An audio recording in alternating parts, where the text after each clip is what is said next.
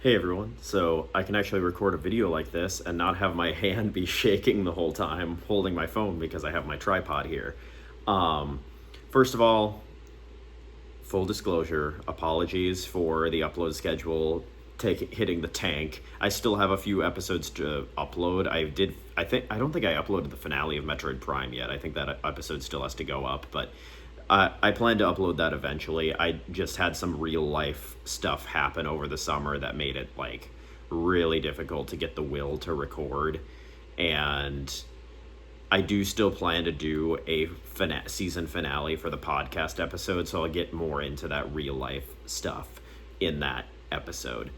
Um, Today I want to talk about Deltarune, though. Originally, this was going to be a topic that I discussed in that podcast episode I was going to record, but I actually know that I have a few people who want to watch that episode who are actually actively playing Deltarune, and I would hate for them to get spoiled because they are listening to my video.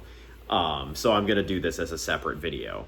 This is my personal ranking of all of the chapters of Deltarune that are currently out. So this is 1 through 5. Hopefully the AC isn't too loud and obnoxious. So this is chapters 1 through 5 ranked by me, and I'm going to discuss them a little bit. I'm not going to go too in depth. That's not my video, but I am going to give my ranking and discuss them a little bit. Just so that you have a little background, I did not play Deltarune as it came out. I've owned it since I got my Switch 2 last year. I actually bought it when I bought my Switch 2, so around when Chapter 3 and 4 came out, I bought Deltarune, but I only just played through it this last summer. So I got to play, there's no real recency bias. There's a little recency bias just because it's like, obviously I played Chapter 5 later than Chapter 1, but it's like, this is like a month we're talking. Like, I played through all of it in about a month and a half. So it's like, there's no real recency bias with what I am saying. And I really liked it. I was like shocked, especially like Chapter 1 was like, it's fine. But Chapter 2 blew me away and I was fully invested. But enough about that. Let's get into it. So first of all, the bottom of the list, there has to be a bottom, but you have to understand that these chapters are all quality. They're all worth playing, and I probably will replay them all again when Chapter 6 eventually comes out. So at the bottom of the list, there has to be a bottom, number 5. We have Chapter 1. It can't really be any other chapter. I could see some people making an argument for a certain other chapter that I'll get into a little later. But Chapter 1 is at the bottom. Again, not because it's bad, but because compared to everything else, it feels almost like a tech demo. Like, when you know what you're doing, you can probably beat this chapter in an hour, roughly. Maybe hour and a half. And it's like, it introduces the very basics of the ideas that are very much more fleshed out in the future chapters. But there's so many things where it's like, if this was all Deltarune was, it would not be as popular or as well received as it is, because I don't think it would eclipse Undertale. For me, in its current state, Deltarune has already eclipsed Undertale, but I also I have a weird story with Undertale that I'm not going to get into right now. But for me, Deltarune has eclipsed Undertale by far. I think it's by far a better game. But if it kept up the same patterns that were present in Chapter 1, that would not be the case. Chapter 1 is very basic. It's a very basic story. It's very streamlined. There's nothing crazy. You get development for mostly Susie. You mostly get development for Susie. And there's that inherent mystery of what is really going on with Chris. What is the big picture here? Because it's like, it's just kind of a fun, jolly adventure. And then all of a sudden at the end, Chris rips their soul out of their chest and holds up a knife with the Kara the Kara look at the camera, and it's like, whoa, what is going on here?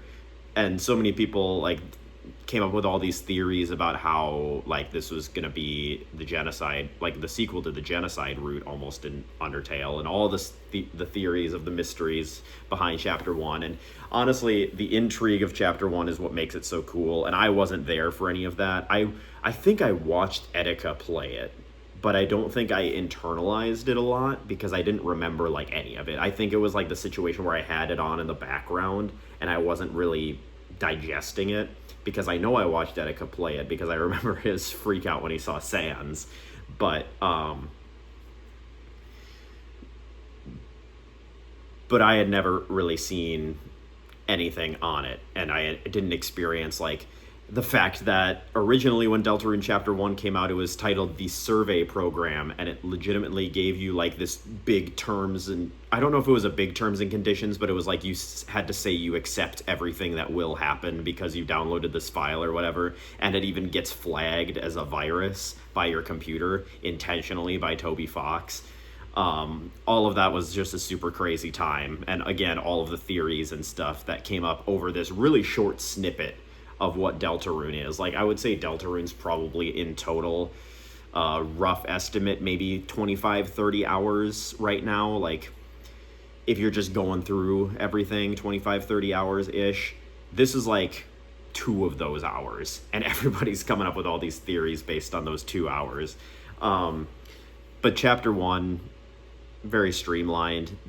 And you don't fight very much of a variety of enemies. It's cool because they're all based on the suits of different cards. But the enemy variety here isn't very intensive. The battle system is kind of garbage. Not garbage, but it's like, it's so basic. It's like you have a party system, but why do you have a party system, right? It's like, narratively, it conveys the message that Susie is not really like fully bought in yet, which I like, because you have 3 members of your party at one point, but Susie doesn't listen to you, kind of like when your Pokemon don't obey you when they're too high of a level, and she goes and attacks everybody. So it kind of conveys that narratively, but at the same time, it's like your party members mostly are just going to be defending, and Chris is doing all of the work. So it's like, why do I have party members when they're defending and Chris is doing all the acting? So it's like, that wasn't very fully fleshed out yet, and it is much improved in later chapters. Right away in chapter 2, you get the S&R actions, so the other party members can actually act. But it's like, it felt like you have, like, it's like cool because it's different from Undertale. You have a full party, but it's like, but they don't really do anything. That, and it's like the secret boss is, the lore behind Jevil is really cool, but getting to him was so incredibly cryptic. I played through these fully blind, and I didn't go in like looking stuff up and trying to hit every nook and cranny.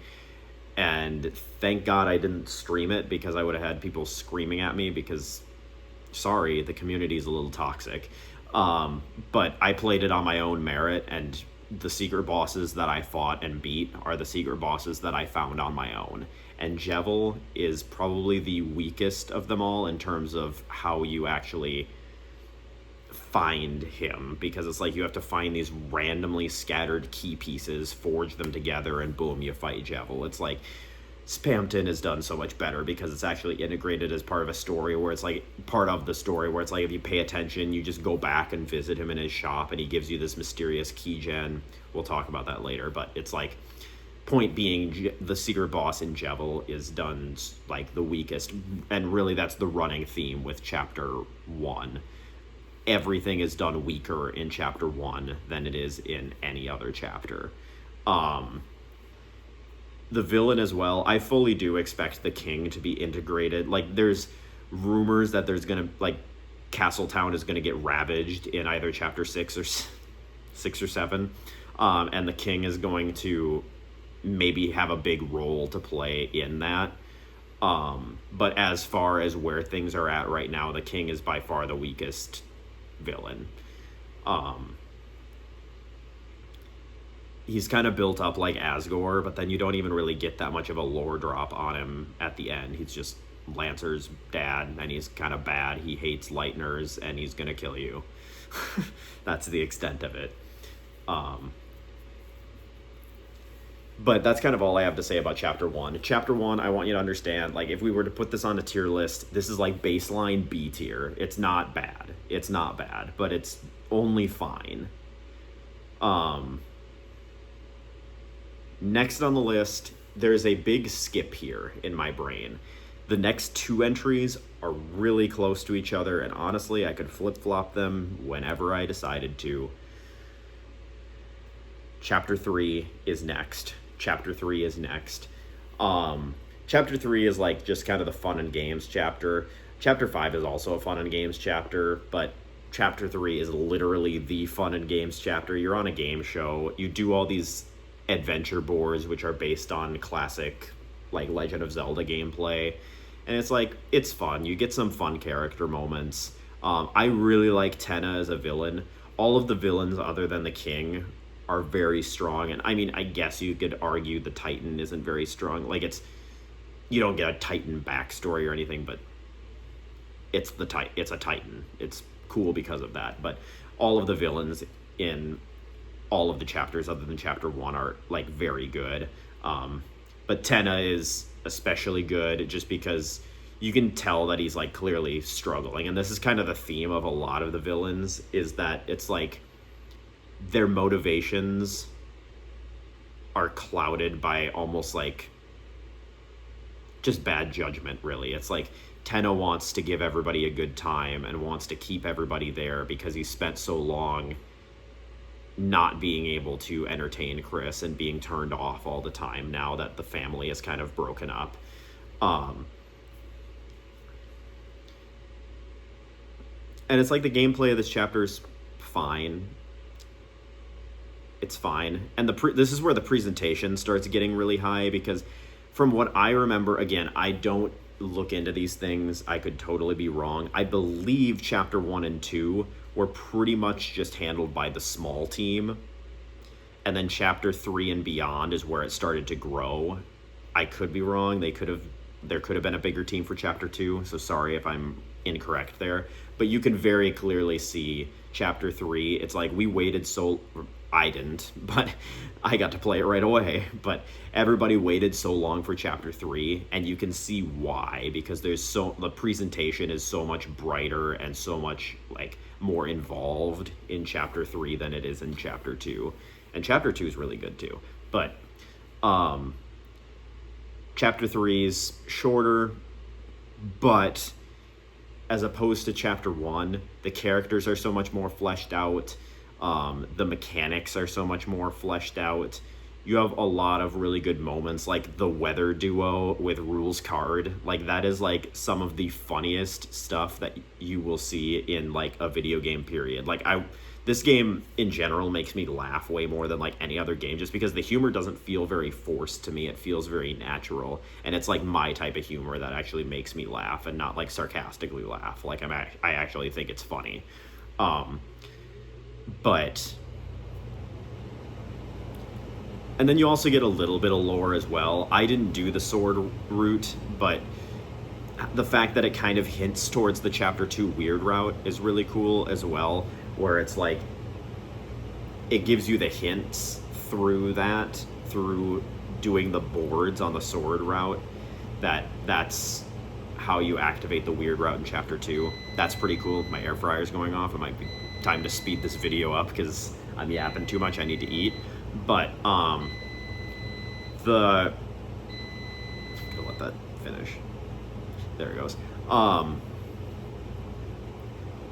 then the big reveal at the end. This is the first chapter where we actually get to see the Roaring Knight, and the fact that you get to fight the Roaring Knight, and it's like such a well-designed boss battle, because it's a boss that it's very clearly designed in a way where you are supposed to lose, but instead of other JRPGs where it feels like very clearly impossible,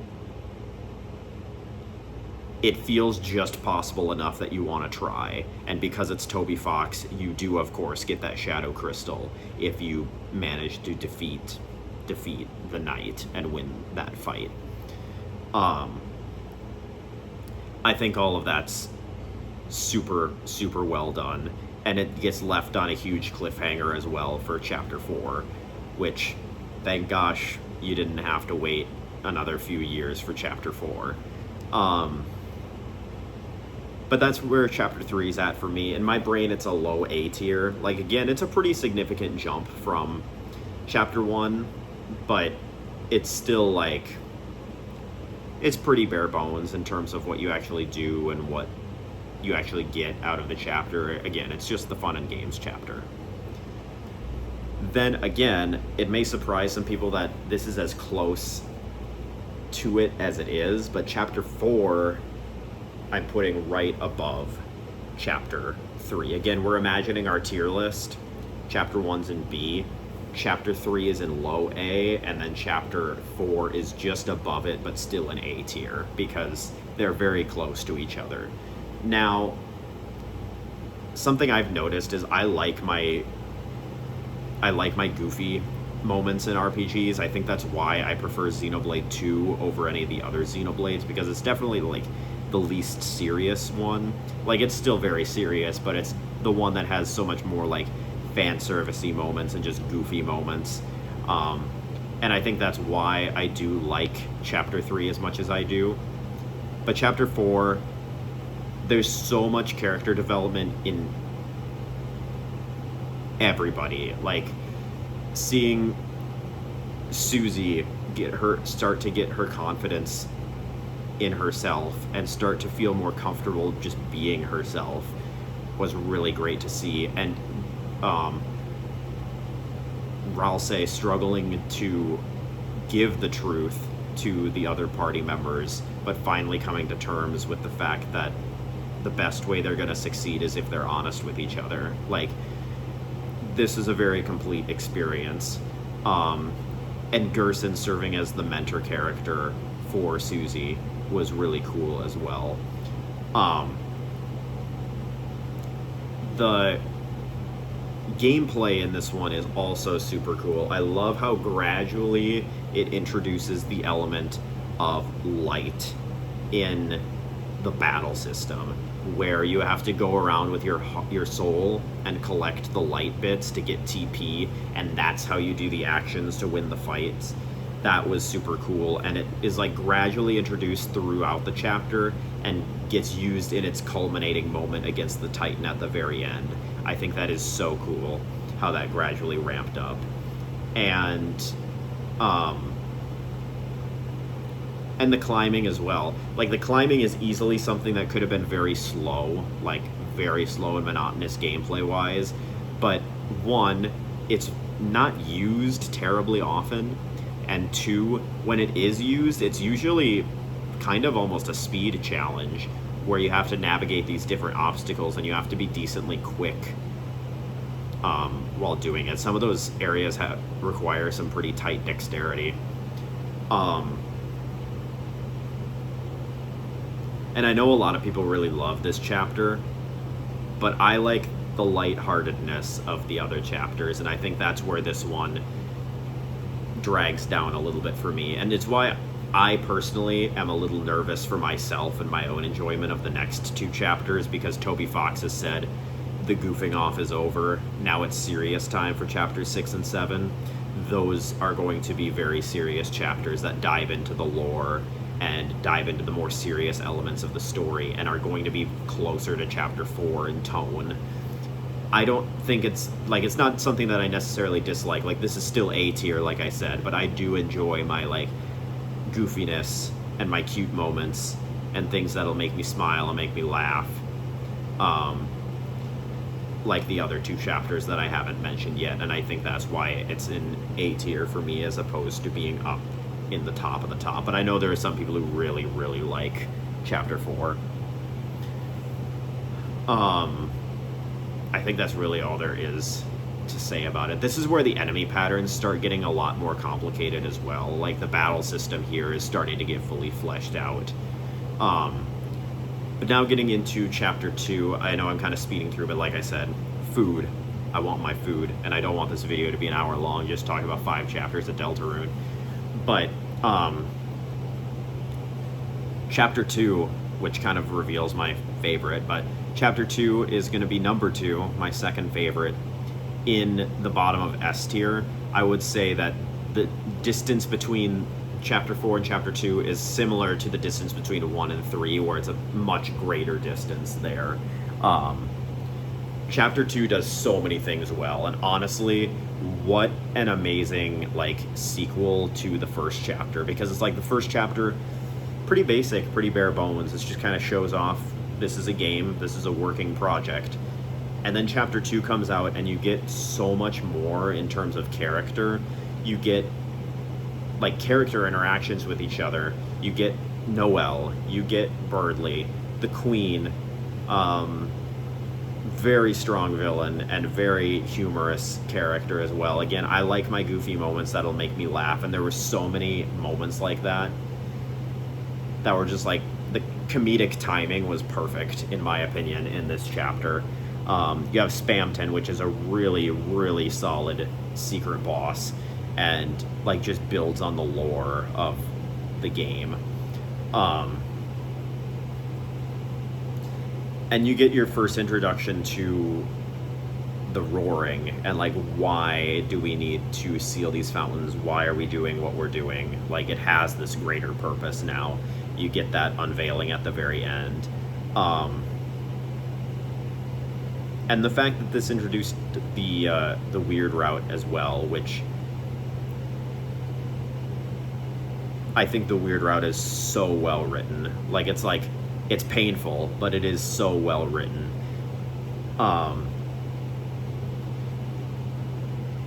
And in general, I just love the structure of Cyber's world. Like, with the area when you first drop in and the music drops when you first land in Cyber's world, and just the vibe of the city as well. It's just such a fun chapter, gameplay and story-wise. And again, more Noelle. Noelle is probably my favorite main character. And you first get introduced to her dynamic with Susie here.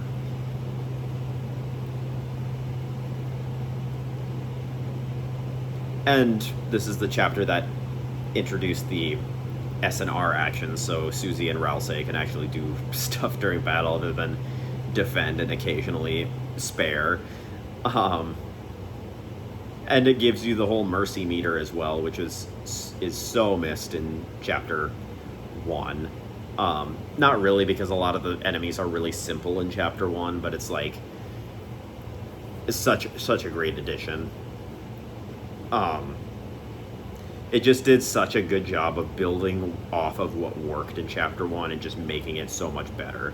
And again, this game is what originally started a lot of the theory crafting. Like, I know there were a lot of people who theory crafted from chapter 1 alone, but when this one came out, there was so much more added. So much more context,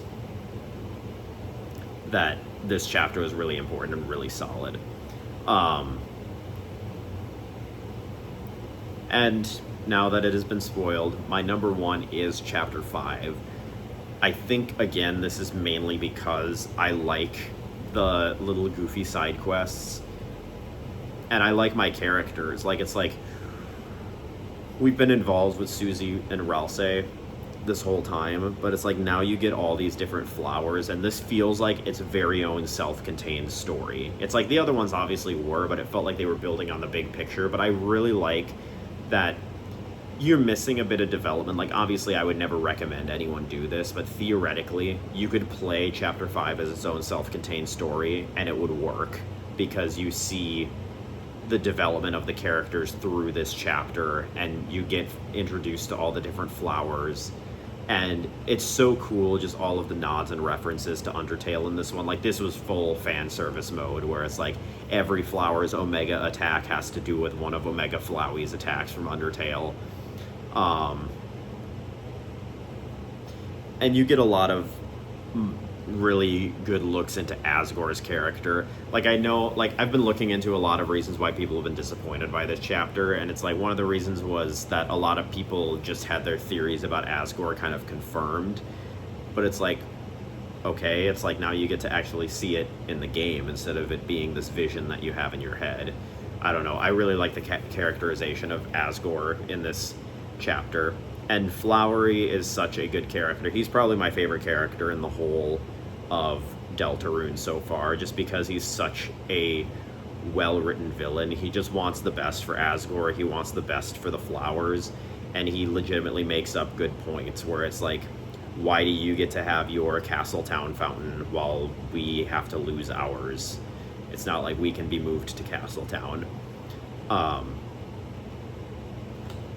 And you really get to know each of the flowers throughout the story, and they have such unique personalities to be able to tell them apart as well.